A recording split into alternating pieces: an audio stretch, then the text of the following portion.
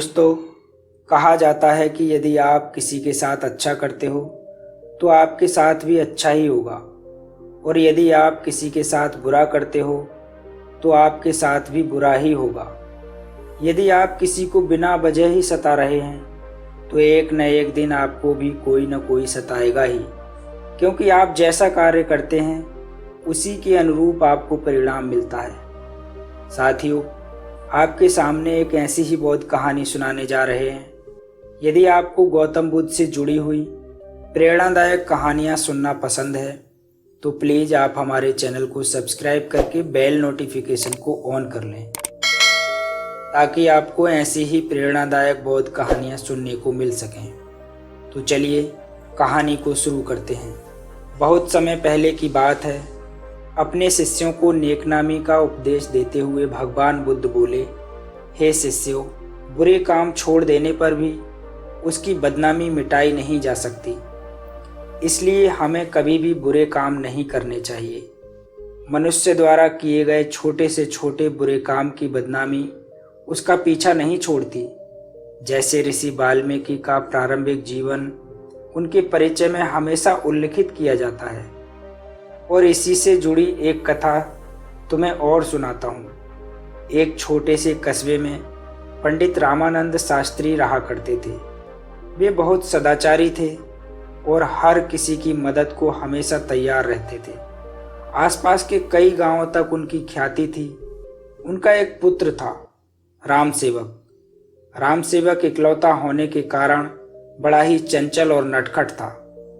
पंडित जी की हार्दिक अभिलाषा थी कि उनका बेटा विद्या प्राप्त करके उन्हीं की तरह सदाचारी बने और पूजा पंडिताई का काम करे। लेकिन पिता की इच्छा के विपरीत लाडला रामसेवक हमेशा शरारतें किया करता था। पंडित रामानंद शास्त्री उसे समझाने का प्रयास करते रहते थे, लेकिन रामसेवक को बुरे कामों में मजा आता था। अंत में निराश होकर पंडित जी ने रामसेवक को समझाना बंद कर दिया।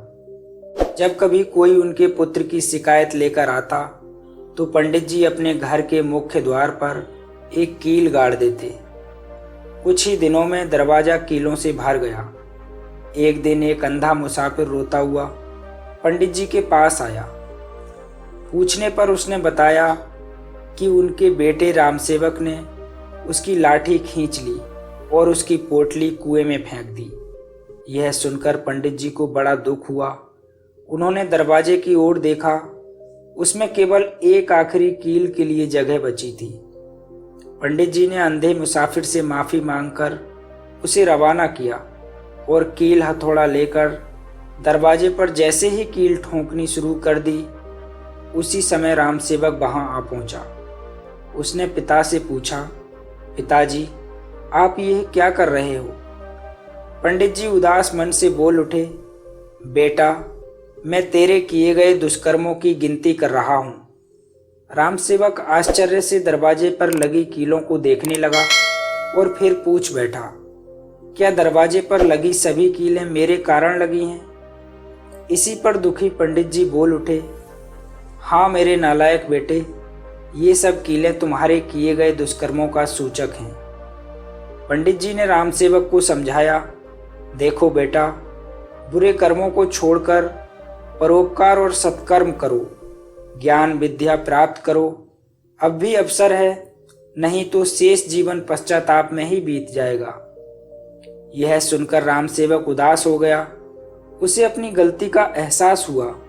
उसने मन ही मन प्रण किया कि अब वह अच्छे काम करेगा और अपने पिता द्वारा बताए गए मार्ग पर चलेगा। एकाएक उसके व्यवहार में बदलाव आ गया। उसने लोगों को सताना बंद कर दिया। वह सबकी सहायता करने लगा। उसके इस बदले व्यवहार से पंडित जी बहुत खुश रहने लगे। उन्होंने रामसेवक के प्रत्येक अच्छे काम पर दरवाजे पर लगी एक कील निकालनी शुरू कर दी।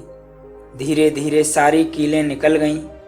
एक दिन पंडित जी आंगन में बैठकर धूप सेक रहे थे कि तभी उन्हें किसी ने बताया कि अभी अभी रामसेवक ने एक निर्धन बुढ़िया की सहायता की है। इस सूचना पर प्रसन्न होकर पंडित जी ने जैसे ही अंतिम कील निकाली, उसी वक्त रामसेवक वहां आ पहुंचा। राम सेवक कभी अपने पिता को देखता तो कभी दरवाजे को।